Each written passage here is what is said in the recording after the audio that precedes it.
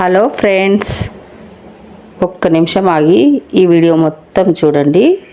ఈరోజు సంకష్టహర చతుర్థి. జీవితంలో సంకటహర చతుర్థి అనేటటువంటిది చేసుకుని తీరాలి. సంకటహర చతుర్థి వ్రతం ఒక్కసారైనా చెయ్యాలి. నేనైతే ఏం చెప్తానంటే, వ్యక్తిగతంగా సాధ్యమైనంత వరకు సంకటహర చతుర్థి వ్రతాన్ని ప్రతివారు సంవత్సరంలో ఒకసారైనా చేసుకోవడం అలవాటు చేసుకోవాలి. విన్నారు కదా, గురువుగారి మాటల్లోనే మనకి జీవితంలో ఆటంకాలు, చేస్తున్న పనులు నిలిచిపోవడం, అలా ఉద్యోగము, పిల్లల చదువు వంటి విషయాల కోసం స్వామివారికి సంకష్టహర చతుర్థి పూజ 41 days 16 రోజులు 21 రోజు అలా చేసుకుంటే చాలా మంచిదండి.